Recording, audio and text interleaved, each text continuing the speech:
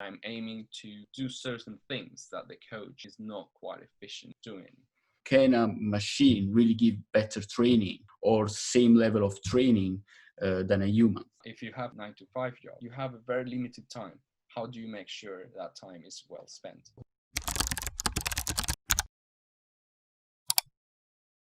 Hi everyone, it's Andrea and Simone, and we're pleased to have today David Suarez. How's it going? Hey, hi Andrea, Simon, hi everybody. It's going great. I mean, we're having some sun today. It's nice in the UK. So yeah, brilliant. Thank you first of all, thank you for accepting our invitation. And so would you like to? Yeah, of course, just a little brief recap about your background, your previous experiences. So basically you were born in Colombia and you did your undergraduate over there in industrial engineering. Then you worked for many years in the digital field, in the digital services field.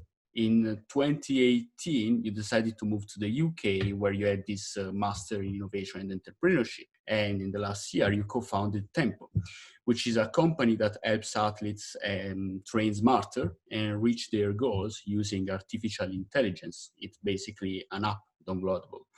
And just a little question, just to start, I would like to ask you, what made you decide to move to a different continent? Well, I lived in different countries in South America. So, I mean, I'm kind of used to living abroad, away from my country. So I wanted to innovate in sports. And, well, I don't know, in South America, it's football or just football. And I was really interested in other sports and other areas of that industry. So I found that in the UK, there are many different sports, and the industry is growing, and it's a very nice and natural environment to start a business around sports. Basically, that's kind of my main reason to come here to UK. So you basically moved, but I mean, this is a really common question during our interviews because, I mean, as you know, many times people see their country as a limit to their ambitions. So, what would you say about this topic? Could you have done whatever all your successes? Could you have founded your startup and achieve your goals if you wouldn't come here in the UK? I think yes, but it will have been like a completely different startup. No, I mean, that's a really good point because, as I was saying, this is a really common topic we usually discuss about, and many people just go out just because they think that everything is going to change, and their main limit is not themselves, but what surrounds them. And most of the times they also think, oh, in the country that I am, in my home country, there's not enough possibilities. I want to go into another place because there's no future for me here. Is that what you thought? And then I think it was mostly on the rationale that I don't know. I mean, the market was limited. Just to make it a small comparison, so I work with endurances, and in the UK there are nearly 3,000 endurance sports events every year, whereas in Colombia there's around 100. So when you compare the size of the market, then it kind of makes sense that you have to go where the market, right? So if we were talking that I'm interested in starting a business around digital payments, I will go definitely to South America because it's just booming, because things are starting out there for those kind of business. So whereas here it's a lot more evolved, so you'll enter a crowded market. Yeah. So it just depends on what you want, really. I don't think. I mean, at least for me, I don't believe that I was limited by the environment there. Yeah. I could have built a different business altogether. One of the things that I also consider is that sometimes when you have that global ambition and reach, and accessibility to investment that will allow you to go on a scale up a global scale. That's something you might need to consider. There's only a few of startups in Latin America that have made it globally. So that's kind of a limiting factor. Although, things are changing, and you could do, if you have a wonderful startup, I don't see why not. Yeah, I think that's different. I have to there things like access to talent and knowledge. Well, this country has a lot of sports. The sports industry is highly developed here, so access to that is a lot better here than in other places. So you have to consider a lot of things when you're thinking when and where you want to start a business. You have to look at the specific industry. You have to see things like talent availability, investment, and this market potential. I personally believe, but that's kind of my opinion, that you need to be close to your market and it. So that's kind of my rationale. Would you consider going back? I think at some point, yeah. Why not? I think, well, it really depends on the direction my business takes, but yeah, why not? I love my country. I really miss friends and family. Part of my family also lives here, so that kind of made it a bit easier for me to kind of make the choice of relocating. But it's just a personal. Okay, so let's start with the bulk of the question. Okay, sorry, what's happening? Okay, go on. Can I? Yes. Okay, sorry. So starting with the heart of the questions. So on top of your current position in Tempo, you're also a freelance photographer. So do you think there's any skills that you acquired by being a photographer that you can use also in your work? Yeah, I think, when you freelance, there's some bits of my things that I do also freelance that are not there in my LinkedIn profile. So one of them was my photography portfolio. But yeah, so I think when you freelance, you're basically running like a tiny business. Yeah, because you have to get clients, you have to make yourself aware, so you need to do your own market. So you have to find the channels, you have to do all the billing and everything and all the collections and like, hey, you owe me money and this kind of things. So those are, I think, basic skills for an entrepreneur. Yeah. And I think you do it on a smaller level that teach you how to manage certain things. Yeah. And it helps you. I'm a strong believer of this mantra of entrepreneurship that you have to fail to learn. Obviously, the scale of the failure, you look for something small. So when you're freelancing, generally you have that scale. Yeah, you can fail. You probably set up a price too low. You had to do a massive work, and then you say, okay, it is worth it, so I need to price it better. But those kind of skills you gain when you are a freelancer.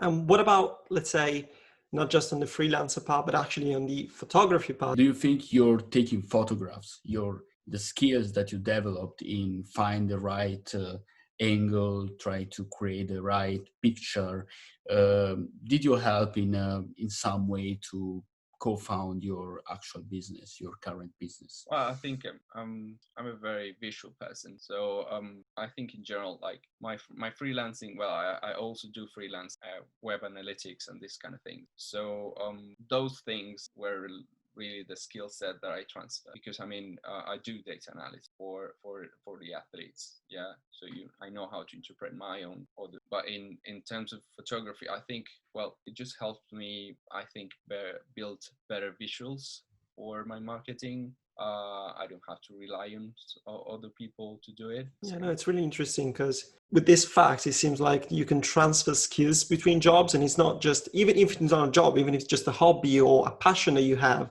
it means that using that passion, you can develop some set of skills that then you can use in your workplace as well. And that is also goes back to the discussion, I guess, about whether education or working experience might actually give you the right skills for the work that you're going to do. Yeah. So it's more like let's say 360 degree on the experiences that a person had rather than what's written in the CV. Yeah, definitely. I think most skills are transferable. I mean, even something as like creative of finding the right angle of a landscape that you want to picture. Yeah, I think those things help you kind of help your creativity or all the skills that you have. Yeah, so I think any hobby or anything that you can apply to any job. Yeah, just have to find the right tool, the right job.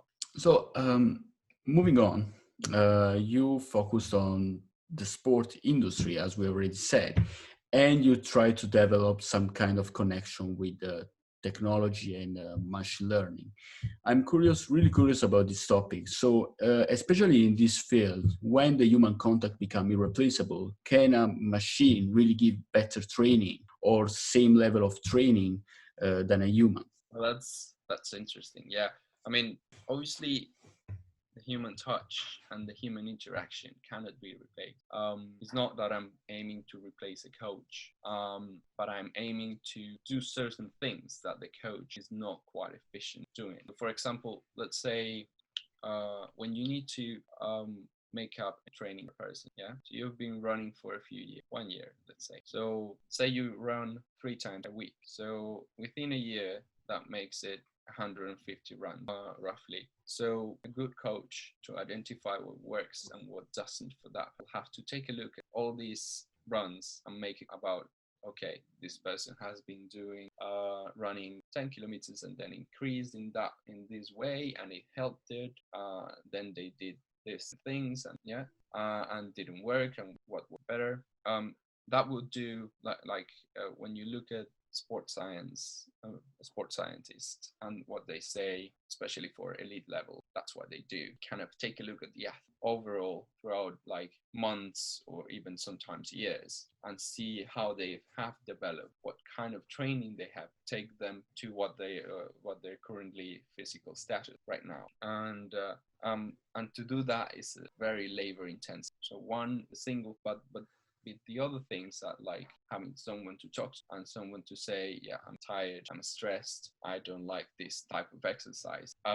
That's something that you cannot replace with a machine. But to do that analysis of the history of the person and know what really works for that person, and what kind of when you talk about training, you have like a stimuli, and then that stimuli generates an adaptation in that person. We're all different, so for one person, one stimuli might work very well, but for the next one, not. Yeah, and that's one of the things that sometimes these set and generic training don't get it right. So that's where we are replacing those bits that are really hard or time or consuming or labor intensive for a coach to do. Yeah, so those so basically we're taking all this data that have been gathered for years, and we're just crunching those numbers and to make sense of what works and what doesn't for an individual, and then be able to say to that person to do more of this and less of that in order to do the gains that you need.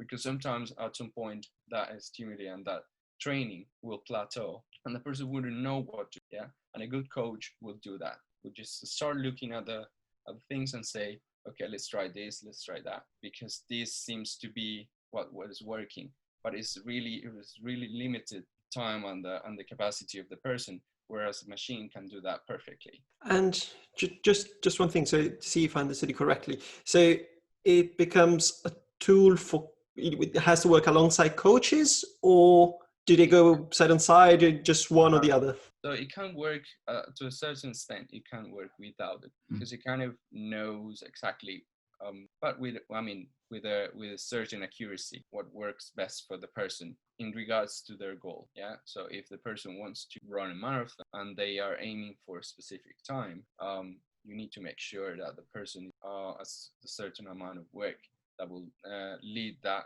to be able to work as the speed that they need to. But if the person just wants to run a half marathon without any concerns of time, then you just need to do a different thing. Yeah. So it can work without the coach. Yeah. But one of the things that we aim is to working with the coaches as well, and showing them, right, all of these that you're doing can be, I mean, you'll save a lot of time, and you can focus on the things that really are like personal development of the athlete, and actually guiding them and making sure they're form and the way they're doing the exercise correct. So that's extremely important. One thing is what the data tells, and the person can run 10 kilometers today, 5 tomorrow, and whatever. Yeah. But I actually be able to see that person and talk to them and say, okay, maybe your cadence higher, or this position, the arms or whatever, your overall posture needs to be better. Those are things that the coach can do, and so they'll be focusing a lot more on the person rather than the data. So we're helping the coaches, saving them time, so they don't have to do all this crazy thing of watching like in hundreds and hundreds runs of a person to be able to make up something. So it can work both ways, you know. I mean, the way that is only the app might be a slightly limited, but it's good enough, you know. The person will, if the person has the discipline and the motivation as well, it will continue to grow. And it works. But if the person decides that they want to get a coach, the coach will save a lot of time and can dedicate a lot more time, talk to the person, motivate, and see what. So speaking of, let's say, motivation to grow, social relations, social interactions, especially, I don't know, for example, in the gym or any kind of sports, and competitiveness are two key elements, I would say, of the fitness world. Do you think these can be kind of recreated digitally? To some extent, yes. So, I mean, we are in the perfect time to actually test that. And so right now you cannot really go with a lot of friends and go for a run or for a ride in a bicycle or play football. So what we have seen is that all the competitions are now in the virtual environment. So I don't know if you're familiar with this, but there is this esports platform called Swift. So basically, you take any static bicycle, or you can make one yourself, your own bicycle, and it's turbo train, they call them, and you attach it to your bicycle, and it becomes a standing bicycle. Yeah, and it measures the speed that you're going, the effort that you're doing, the power, the output that you're doing on your bicycle, and basically you are in the virtual world. So it's a video game. Yeah. But the thing is that you can compete with your friends, or you compete with completely strangers. They are there in the video game, but you're doing exercise. And you can, and the beauty of this technology is that it can recreate real world places. So it can recreate complete stages from the Giro d'Italia, and you can and you go on the bicycle, and the screen is showing you, I don't know, the Alps and all the views that you can have. Yeah, but at the same time you're exercising and you're competing with, and you can chat to these people. Yeah, if you can connect with your friends and have the webcam pointing at you, and talk to your friends while you're doing this. So it's kind of trying to recreate that environment and that and that social aspect of sports. It obviously has its limitation right now, but I think it's a good way of doing it. You know, just you don't have to go out if it's raining or something like that, or you cannot because we're in lockdown. Yeah, but you can still go for a ride with your friends. You can compete with them. You can do a race, or yeah. So I think that competitive is embedded in those solutions, and it's really important. Yeah. The other example I can give, Strava. So Strava has is an app, like a social network for athletes, and basically what you can do there is upload everything that you do. Yeah. So say I go for a run today and I do 5K, I do it in 25 minutes. Yeah. And I went past, I don't know, a specific segment of the road. Yeah. And I can see myself and compare myself with everybody that has done it. So I know if I'm the fastest in that or not, on how far I am from the fastest. So that encouraged me to measure how fast I am. Yeah. So I mean, some people use that the Strava segments as like a benchmark on how much improvement they have been making in their sport. So I think those things can replicate to some extent the competitiveness of having someone side by side and run and compete with that person. You can have like this virtual twin, someone who's running as well. Yeah. This topic is interesting. I mean, I've always been so interested in all sport activities, and like you mentioned about this kind of virtual reality connected to training bicycles and all these things. But how, like looking at the future in the long term, how distant you think this kind of reality is when we will achieve a completely digitalization of this activity? I mean, for some of them, I think it's already there. So let's take motor racing, yeah, motor sports. You can have pods that simulate Formula One, these kind of cars. They move even, yeah, when Yeah. you're in there. So and actually one of the things that I'm following right now is some of these like virtual racing motorsports. I haven't watched a lot, but I've seen some of them, and really they're really interesting. So I think motorsports might be one of the few sports that are actually there, like almost completely virtual. You can do that. There's also been example people who was really good at this virtual environment as a motorsport racer, and they have been in a couple months basically train these people to actually sit on a race car and be able to drive it, because the simulation is so good that you can actually do that, yeah, and it doesn't really take that much. And I think also with cycling, what's happened Swift and all these platforms, there are many, there are a few examples of people who have been able, they just do it in their gym or their house, and they've been doing this in the spinning, and then they start doing in the track or something like that, and they're very successful. So I think the limit is there. For other sports, a bit harder. Or the closest will be motorcycling. Like it probably, never been like a big fan of virtual fitness because I'm a really lazy person, let's say, and I need someone that is physically next to me and keep telling me, don't slack, go on, go forth. So to me, at least, this kind of human physical competitiveness and social aspect, I think, is irreplaceable. I mean, imagine that now we start to work out, train, I don't know, Mhm. and there is a camera on me and a camera on you, and they can watch your face while you are there suffering and all these things. It will be way funnier, like having this kind of perspective, having this kind of activity than going to the gym and staying there doing your work. I think like a fully like environment where you simulate exactly what happens at the gym or go out for a ride with a person. It's a bit hard, you know.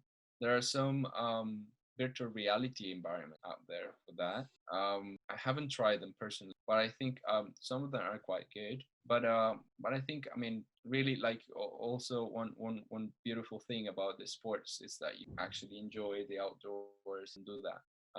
At least for me personally, I love. So I mean, I think it will have like a certain mix, and it's completely different to sports outdoor, because you have the weather, you have all these conditions that are slightly different. You have the terrain that you can simulate to a certain extent, but not fully. So one of the beautiful things about, for example, endurance Ironman championships in Kona, though I think that's one of the most, not most demanding races. Humidity is super high, nearly 100%. It's like 35, 40 degrees. You're running in this tropical environment, and you're going uphill, and then you're swimming almost 4 kilometers, and you're swimming, and then you're cycling 180, and then you're running marathon. Yeah, back to back, and it's the world championship. So you have a lot of things together, and it's extremely hard. You need to be extremely fit, prepared to do that. If you try to do an Ironman in your house, you have a treadmill and have a bicycle, and somehow we figure out a simulator of a swimming pool, thing like that. Yeah, it wouldn't be exactly the same, because you have a controlled environment. You have your house might be at 2 degrees, yeah, humidity levels because everything indoors. So physically is a very different demand. But I think I'm talking too much about like the competitive highly elite professional athlete. Whereas like for everyday athletes in game, yeah. So during the winter, you probably raining too much or cold, you won't be able to go for a ride. You won't, so you're training indoors. Keep yourself active and engaged because you can see your friends and you can see how they're doing and kind of competing, yeah. And if you're very competitive, then it will encourage you better. But one of my friends, like I told my friends, okay, I see you running and cycling a lot. So let me kind of help you with that. And one of them told me, yeah, I want to be faster than the other. That's his motivation. So that keeps things going, even though they cannot see each other because they're in lockdown. But they are competing and they seeing like themselves. Oh yeah, he did 5K in this time. I want to beat that. Regarding your company, so Tempo, Tempo's mission is to democratize access to personal training. And what do you mean specifically by it? So let's say you want to run a marathon, yeah, I don't know, for next year. Many people will try to look for help, yeah. So you go and try to find out a coach. And generally, coaches, I mean, there are some online coaching plans that are, I don't know, you pay like £100 a month, but you get like 2 emails throughout the month. Well, some people that's good enough, and they prescribe their training through an app, and they can see, okay, tomorrow you have to run this and that, whatever exercise. And that's kind of the cheapest way you can get like personalized training with a coach, human, for endurance, yeah. But when you take a look, okay, I want a coach that I can see, then you have to spend hundreds, yeah, if not thousands, yeah. So depending on the coach, where you are, and this kind of, so that is not something that everybody can afford, yeah. So that's running is it's a very cheap sport. So but if you want to improve, really, you want to get a coach, well, you need to pay a lot of money. If you don't have that money, we're making something that is accessible, and you get that guidance. It's suitable for you, for your fitness level, and also adapts to your schedule. Because let's face it, we are not athletes in the sense that we our own profession, like we're not professional. We don't dedicate ourselves to running. We don't dedicate ourselves to cycling or rowing or whatever sport. If you have a 9 to 5 job, probably you can do some exercise in the morning or some in the afternoon and some in the weekend. So you have a very limited time. How do you make sure that time is well spent? So that's what we're aiming. We ask you to commit, okay, how many hours are you gonna commit this week? And we build that plan around that. That we make sure actually it makes sense to you and you're improving. For example, during the very few hours, we kind of say, okay, you probably need to look for 1 hour, an extra hour to make sure that you're improving. Yeah. So that's democratizing. It's basically making it affordable for more people. And so going back to let's say the topic that we were talking about before, about let's say the new ways people are thinking about fitness, especially during these quarantine times. So do you think that the lockdown has changed the way people perceive fitness, at least for amateurs? Yes, to some extent. I mean, some of our research has told us that I mean, there's a lot of people who's doing cycling a lot, running a lot, because those are the things, especially here in the UK, because those are the things that people could do during the lockdown. They were never banned. So obviously, if they cannot go to gym and if they don't have to go and commute, well, save 1 hour their days. So they probably use it something else. So some people, and I've seen, I mean, I do a lot of cycling, that you can tell they are new to the sport or they're starting out because of the lockdown, which is great. Yeah, people as well, they're living a healthy lifestyle. But the real challenge now is when things starting getting back to well, normal, in the sense that you have to commute. I've been trying to ask people around, okay, you started, right? So when you have to go back to the office, are you gonna still do it? And some people just said, I probably stop because I don't have time. Yeah. But there's a lot of people says, yeah, I'll keep doing it. My office is closed, so I won't take the car or bus, and at least they're keeping that. So I think that I think to some extent it has changed a lot, the way people fit. And one of the things is that also they're very common now are all these online classes, aerobic, like cardiovascular classes. There's a lot of people who I believe will still do them after the lockdown's finished, because it's easy. I mean, they're now used to it, and they know that they just have to turn on and do the workout. So fundamentally, I think people has discovered that is not hard to do the exercises at home, or different exercises. Considering that our association is looking for creating valuable connection, is there some kind of thing you would like to say to the audience, some kind of person you're looking for, or some kind of connection would be valuable for your project? If you're a professional in any area of machine learning or data analysis or whatever, I mean, I think I'm open to talking to anybody who's really interested in what we're doing. So that's the end of, let's say, the interview. Now we just have one last question that we usually do at the end of each interview. So we'd just like to ask you whether you would like to join our community. Yeah, definitely. I will glad to participate and join the community. Oh, that's great. That's really great, and we are sure it would be helpful. So, David, thank you very much. We much appreciated your availability for our interview. And so this is Andrea, Simone, and David. Thank you very much. Thank you for inviting me, and I hope you and the audience can enjoy Tempo soon. Thank you very much. Thank you. See ya. See ya. Thank you.